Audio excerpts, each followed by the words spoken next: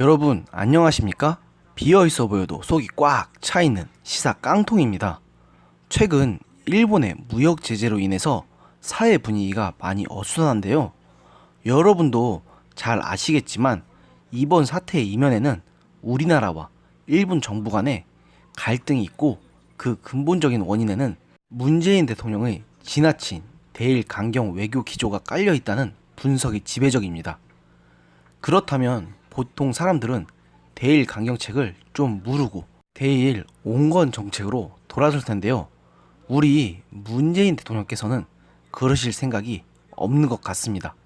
문재인 대통령은 10일 대기업 총수 30여 명과 경제단체 대표와 가진 긴급 간담회를 가졌는데요.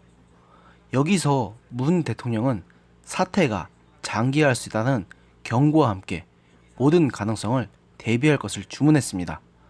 이날 간담회에서 문 대통령은 현 상황을 엄중한 상황, 전례 없는 비상 상황으로 규정하셨는데요. 아니, 문재인 대통령님, 애초에 그런 상황을 불러오시게 한 건 당신의 지나친 대일 강경 외교였습니다. 그런데 왜 당신이 저지른 일에 대해서 기업인들이 피해를 봐야 하는 겁니까? 사실 저 엄중한 상황이라는 말씀을 하신 것도 제가 보기엔 그저 쇼로밖에 안 보이지만 일단 이건 넘어가겠습니다. 하지만 정말 문제는 지금부터 시작입니다. 문 대통령은 현재 한국 경제와 관련해서 단도직입적으로 말하면 우리 경제는 내부적인 요인을 더해서 대외적으로 어려움이 가중되고 있다.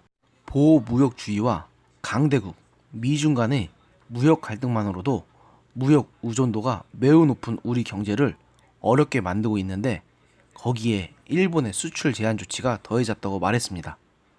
말씀 잘하셨네요. 우리나라는 지정학적인 위치를 보면 절대 저 강대국들의 영향에서 벗어나기 힘든 데다가 무역 의존도가 절대적인 나라입니다. 그런데 지금 이렇게 엄중한 상황을 만드신 게 누군데 그런 말씀을 하시는 겁니까? 참으로 유체이탈 화법이 아닐 수가 없습니다. 이런 문재인 대통령의 발언은 지난 8일 청와대에서 열린 수석 보좌관 회의 때보다 한층 강화된 양상입니다. 당시 문 대통령은 한국 기업의 피해가 실제로 발생하면 정부로서도 필요한 대응을 하지 않을 수가 없을 것이다. 저는 그렇게 되기를 바라지 않는다고 말했습니다. 거기에 더해 이번에는 일본이 더 이상 막다른 길로 가지 말라는 말까지 하셨더군요. 죄송하지만 문재인 대통령님, 지금 막다른 길로 가는 건 일본이 아니라 우리입니다. 벌써 일본은 타격을 받아도 제한적이지만 우리는 반도체 기업들이 회복하기 힘든 수준의 타격을 받을 것이라는 말까지 나오고 있습니다. 그렇다면 일본에게 막다른 길로 가라고 하실 것이 아니라 우리가 막다른 곳에 몰렸다는 사실을 받아들이고 더 이상 사태가 악화되는 것을 막으려고 노력하셔야 하는 게 아닐까요? 또 유체이탈 화법이네요. 무엇보다 문 대통령이 이번 사태의 본질에 대해 정치적 목적으로 경제에 타격을 주는 조치라고 분명히 규정한 점이 눈에 띄입니다. 여권에서는 이번 규제가 아베 신조 총리가 일본의 참의원 선거를 의식해 단행한 조치라는 해석도 나오고 있습니다. 청와대에도 지난 4일 국가안전보장회의 결과 브리핑에서 일본의 수출 규제를 정치적 보복 성격이라고 밝혔다가 다시 보복적 성격으로 수위를 낮춘 바 있습니다.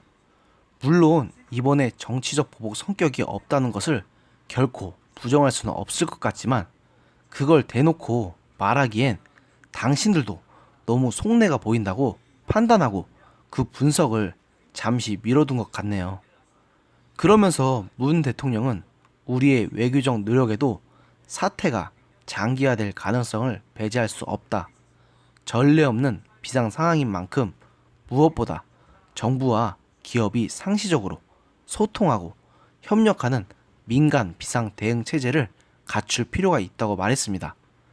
이어 민간 비상 대응 체제와 관련해선 요 그룹 최고 경영자와 홍남기 경제부총리, 김상조 청와대 정책실장이 상시 소통 체제를 구축하고 당 차관급 범정부 지원 체계를 운영해서 단기적 대책과 근본적 대책을 함께 세우고 협력해 나가자는 것이라고 설명하셨는데요.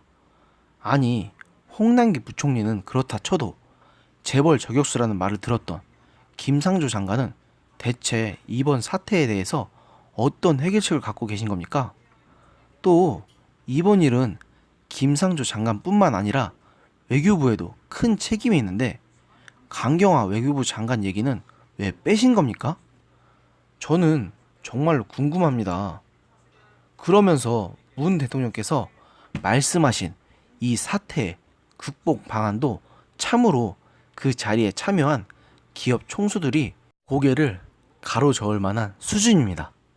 우선 단기적인 해법으로는 수입처의 다변화와 국내 생산의 확대, 또 해외 원천 기술의 도입 등을 정부가 적극 지원하겠다고 밝히셨습니다. 아니, 그게 말이 쉽지. 지금 기업들은 당장 무너지기 일보 직전인데 이걸 언제 합니까? 그리고 지금 우리나라 꼬라지를 보면 그 어느 누가 우리 기업들에게 기술을 전해줄지도 의문입니다. 또 이 과정에서 필요한 각종 인허가 등 행정 절차를 간소화하고 최대한 신속하게 지원하며 예산에 필요한 부분은 추가 경정 예산에 반영해 처리한다는 방침도 소개하셨는데요. 추경이 망병통치약은 절대 아닙니다. 지금 나라의 빚이 얼만데 또 추경을 하신다는 겁니까? 그리고 문 대통령께서는 정부만으로는 안 되고 기업이 중심이 돼야 한다. 특히 대기업의 협력에 당부드린다. 부품, 소재 공동 개발이나 공동 구입을 비롯한 수요 기업 간의 협력과 부품 소재를 국산화하는 중소기업과의 협력을 더욱 확대해달라. 근본적이고 장기적인 해법으로 부품 소재 장비의 국산화 비율을 높여 특정 국가 의존형 산업 구조를 반드시 개선해야 한다고 목소리를 높이셨는데요. 그게 말이 쉽죠. 그리고 그건 최소한 10년 이상을 내다보고 장기적으로 준비해야지 이렇게 즉흥적으로 결정할 사안의 일이 아닙니다. 진짜 이 간담회를 보면서 저는 뼈저리게 느꼈는데요. 첫 번째로 문재인 대통령께서는 지금의 작금의 사태의 원인이 자신과 자기 측근들에게 있다는 사실을 전혀 인지하지 못하신다는 것이고, 두 번째는 정말로 경제 정책이나 기술이 정부가 기업에게 돈만 쥐어주면 단기간에 나오는 것이냐 착각하고 계신 것 같다는 생각이었습니다. 물론 문재인 대통령께서는 바보도 아니고 당연히 그걸 모르시지 않겠지만 어째 행동하는 게 그런 의심을 사게 하시는 건지 정말 답답합니다. 지금 들리는 말로는 일본에서는 우리가 자신들로부터 수입한 원재료가 북한으로 빼돌려져서 그것이 대량 살상무기인 살인가스에 운용되었다는 의혹까지 제기했다고 합니다. 물론 이에 대해서는 단순한 의혹 제기일 것이라고 믿고 싶지만 그들 입장에선 그렇게 의심할 만도 할 것 같다는 생각이 드니 참으로 씁쓸하기 그지 없습니다. 저 역시 한 사람의 한국인으로서 이번 갈등이 잘 마무리되기를 바랄 뿐이지만 앞날이 어떻게 될지 전혀 보이지 않는다는 점에서 참 답답하기 그지 없습니다. 그래도 부디 우리 기업들과 국민들에게 피해가 최대한 가지 않는 방향으로 잘 수습되기를 바라봅니다. 오늘의 영상은 여기까지였습니다. 들어주셔서 감사합니다. 여러분들의 구독과 좋아요는 저에게 큰 힘이 됩니다. 감사합니다.